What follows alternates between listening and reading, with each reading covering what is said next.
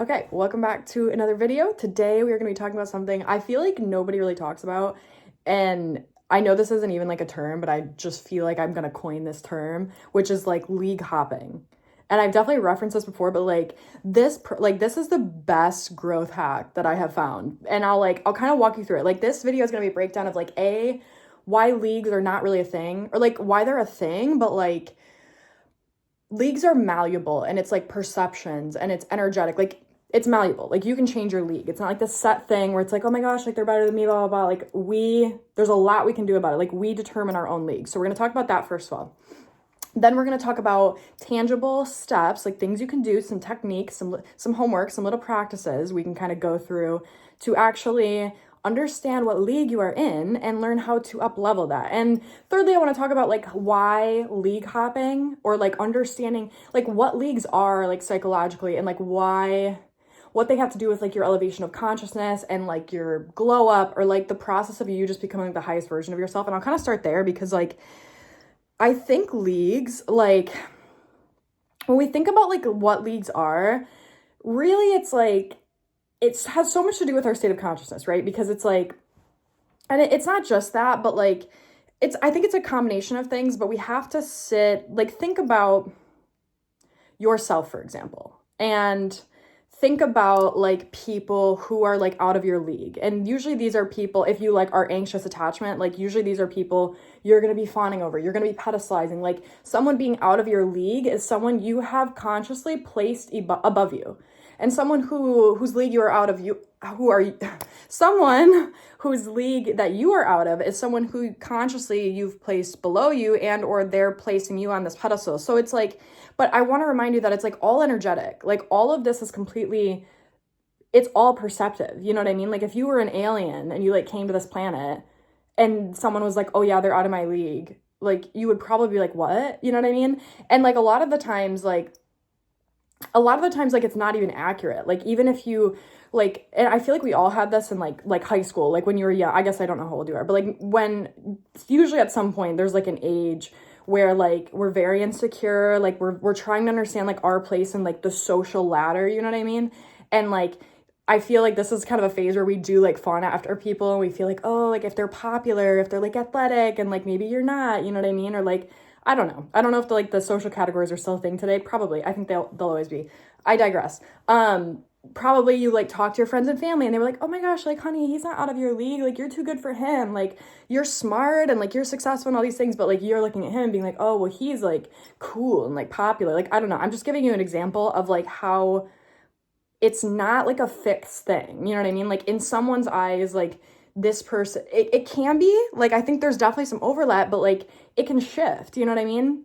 Like you might think someone's in a specific league and someone else might think like they're not. Be like, oh, like no, he's a piece of crap, blah blah blah, because it's all just within our perception. You know what I mean? And so the next thing I kind of want to talk about is like what this has to, like how this benefits you, and like what this has to do with energetics, because even from person to person, it's not a fixed thing. Even from dynamic to dynamic, it's not a fixed thing. You know what I mean? Like, so if you, and I've talked about this before too, like, and you might even have like your own personal examples to kind of like think about and like draw on, but like, there's probably been times where it's like you maybe like were fawning over this person, like you were anxiously attached or whatever.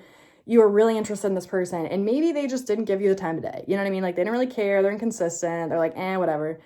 And then something happened. You got sick of it, moved on, started dating someone else. I don't know, whatever happened.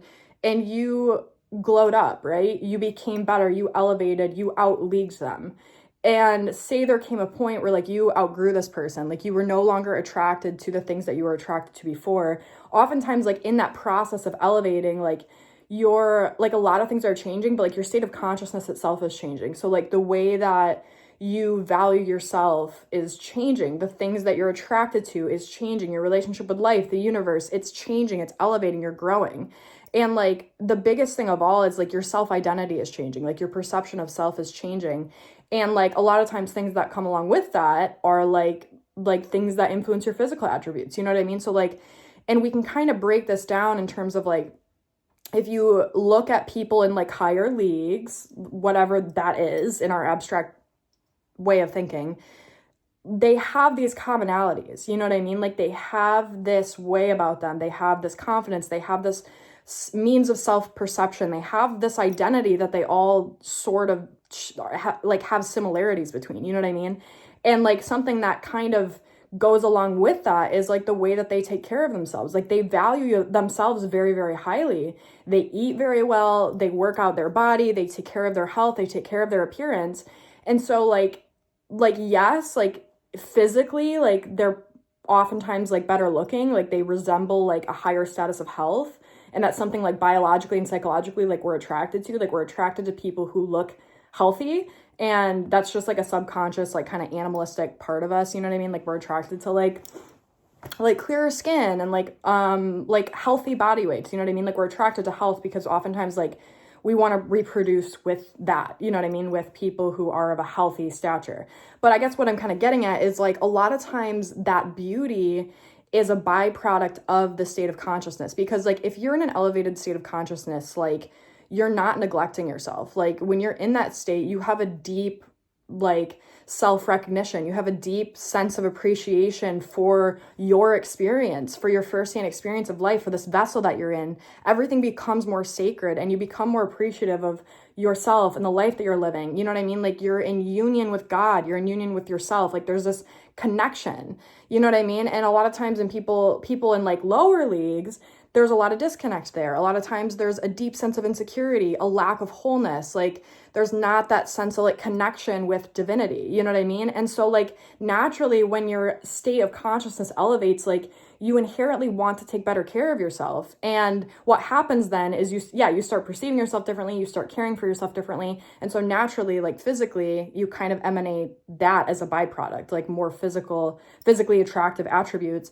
And not even that, but like appearance has so much to do with energy. You know what I'm saying? Like I mean, you can tell, like, I don't know if everyone is as sensitive to this as I am, but like I can see like when people are in different states or like different energetic frequencies, like they are different people, like they become different people, you know what I mean? And just think about this, like I'm gonna, like coming back to some of the exercises, like go look at like a picture of any celebrity. Just pick whatever celebrity you want, someone you think is like attractive and is like famous in modern media. Look at them and look at some of their best photos where they're just like glowing, they're radiating. And now try to imagine them in a state where they're not in that league, like they're not in that state of consciousness. So imagine them with like all these insecurities weighing on them, with all of this self-doubt, with all of this disconnect. They don't have that energetic flow. They don't have that radiance. Maybe they're not taking care of themselves. They're not eating well. They've let themselves go, right? Just imagine that. And not even like from a physical standpoint, but from an energetic standpoint. If once you start like doing that exercise and picturing people, like be like, okay, like what would this person be like if they weren't in the league they're in? You'll realize that it's not about like their physical attributes. Like it's not like, I think a lot of times with leagues we're like, oh, this person was like born into this league, you know what I mean? Like this person is just naturally beautiful, they're naturally incredible, they're naturally radiant. And while I think that's true, because like there's something to be said about like generational trauma and like the things we grow up in, like I think a lot of people in like higher leagues, I think like definitely a lot of those beliefs are passed down to them, you know what I mean? Like they probably, this is like, these are super generalized statements, but like oftentimes people who do have that natural radiance were kind of given that. They were taught that they were loved, they were whole, they were told that they were beautiful, you know what I mean? So it's like you can kind of pinpoint where it happened. But at the same time, you can see how it's not this fixed thing. And you can also see how like this can change. And these are things that you can give yourself. You know what I mean? Like, I guess the exercise really points out that like, it's not about your bone structure. It's not about your natural qualities. Like it has everything to do with the energy and the self-identity and the self-perception and how you are identifying with yourself, how you're caring for yourself. You know what I mean? And like, just watch people who like go through glow ups. And you'll notice this. It's like, oh, wow, you're a whole new person. Like you literally are, you know what I mean? And vice versa. Like, I mean, even celebrities who like fell off the deep end at one point, it's like now you view them differently, where it's like at one point they were like up here and now you're like, well, oh, like, and it all has to do with their self-identity and their self-perception. Like it's all subconscious. So I'm not saying like they're not valuable anymore, but I'm saying when people stop perceiving themselves in an elevated way, when they stop believing highly of themselves, other people pick up on that. You know what I mean? On a conscious level and a subconscious level. Because now it's like you stop valuing yourself and other people are going to be like, oh yeah, well, you know, they don't really take care of themselves. They don't really like themselves. Like, I guess I don't either. Like and it's sad, but it's like that is subconsciously and energetically what happens. Like, you get to decide the status of where you stand. And that's why I'm kind of saying, like, how you relate to other people is going to give you it's a good baseline for understanding like what your self-identity is and like kind of measuring it. You know what I mean? Because if you're like in a state and you like are infatuated with this person and like very attracted to this person, and again, maybe they don't give you the time of day, whatever, and then you go through this process of elevating, oftentimes what happens is like once you go through that, you're not really attracted to them anymore.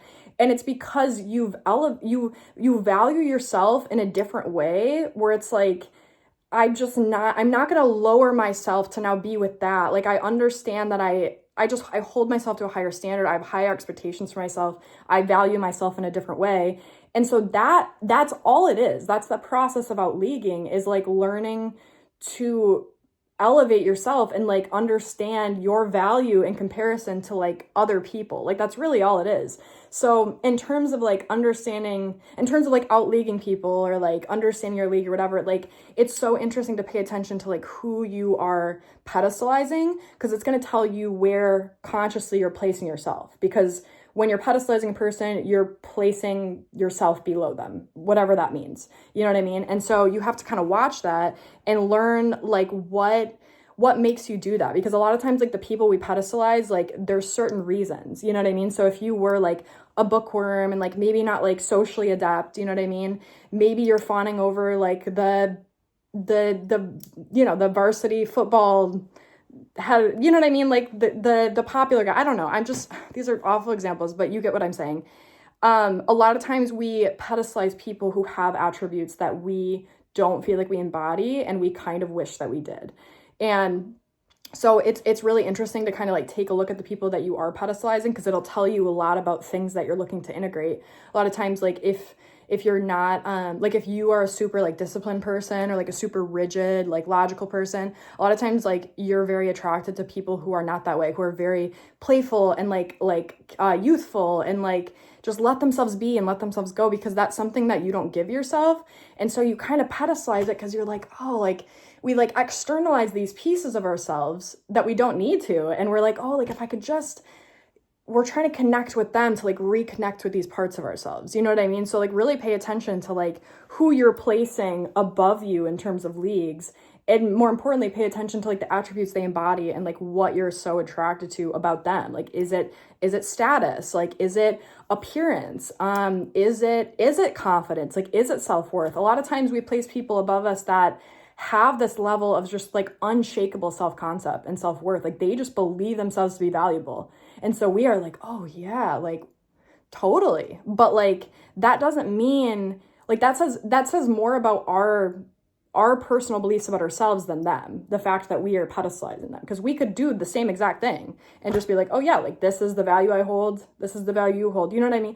And it's like, I don't know. I hope this is making sense. I hope you kind of understand what I'm saying. But I guess to sum it all up, like, this is a very malleable thing. And like, the more you do like work on yourself and like work on like your state of awareness and your consciousness, and work on like your identity and like how you value yourself, like, you're gonna find yourself outleaguing people. You're gonna find that at one point, like, someone you were fawning after, like, after a certain period of time, like, you genuinely you aren't interested in that anymore. Like, because it just doesn't, they're not offering what matches your new value. You know what I mean? Like, value is all perception. So like, and all of our dynamics, all of our relationships are energetic. So the more you can just kind of lean into that and understand what's happening there and kind of play around with it and see how your identity changes and how that influences your relationship with others and like how you place people, it's going to be really, really interesting. And it's going to tell you a lot about your own personal journey. So yeah, this is just kind of a ramble. I hope it was helpful.